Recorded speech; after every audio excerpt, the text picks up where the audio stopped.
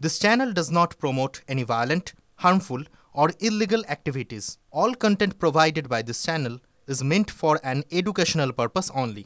পাকিস্তানে মুখোশ খুলতে বিদেশের সংসদীয় দল অভিনন্দন জানালেন মমতা। সংসদে বিশেষ অধিবেশন ডাকার আবেদন মমতা বন্দ্যোপাধ্যায়ের। যে সংসদীয় দলে রয়েছেন তৃণমূল কংগ্রেসের পক্ষ থেকে অভিষেক বন্দ্যোপাধ্যায়, সেই সংসদীয় দল জাপানে গেছে এবং আরও বেশ কয়েকটি দেশে, যা খবর রয়েছে 33টি দেশে তারা যাবে এবং পাকিস্তানে মুখোশ খুলে দেবে।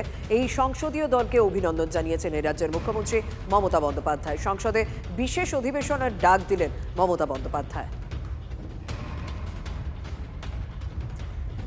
সংসদে বিশেষ অধিবেশন ডাকার আবেদন মমতা বন্দ্যোপাধ্যায়ের, কারণ পাকিস্তানে আসল রূপ খুলে দেওয়ার কথা বিদেশে গিয়ে এবং অপারেশন সিঁদুরের সাফল্য ব্যাখ্যা করা বিদেশে গিয়ে।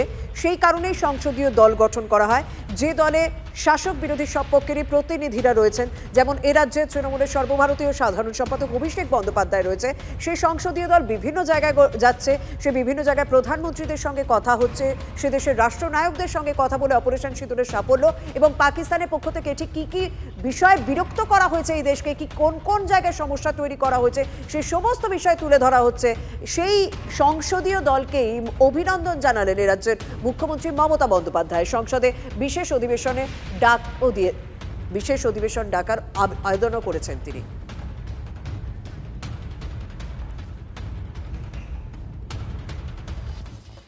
বিকাশ ভবনের সামনে আন্দোলনরত শিক্ষকদের বিরুদ্ধে কড়া পদক্ষেপ নয়, জানিয়ে দিল হাইকোর্ট। এবং আমরা জানি পুলিশের পক্ষ থেকে তাদের বিরুদ্ধে ব্যবস্থা নেওয়া হচ্ছিল, তাদেরকে বেশ কয়েকবার ডাকাও হয়েছে এবং যাতে পুলিশের পক্ষ থেকে কোনো রকম কড়া ব্যবস্থা না নেওয়া হয় তাদের বিরুদ্ধে, চাকরিহারাদের বিরুদ্ধে। এবং মধ্যশিক্ষা পর্ষদের পক্ষ থেকে যে বিষয়গুলি মাথায় রেখে শোকজ করা হয়েছিল সেই সমস্ত বিষয় কিন্তু কড়া অবস্থান জানিয়েছে হাইকোর্ট। বলা হয়েছে কোনো কড়া ব্যবস্থা চাকরিহারাদের বিরুদ্ধে নেওয়া যাবে না।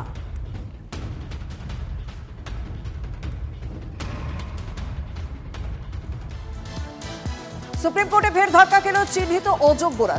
৩রা এপ্রিলের রায়ের উপর কোনো স্থগিতাদেশ নয়, জানিয়ে দিল বিচারপতি সঞ্জয় কুমার ও বিচারপতি বিশ্বনাথনের বেঞ্চ। বেতন পাবেন না চিহ্নিত অযোগ্যরা, অংশগ্রহণ করতে পারবেন না নতুন নিয়োগ প্রক্রিয়ায়, আগেই নির্দেশ দেয় সুপ্রিম কোর্ট।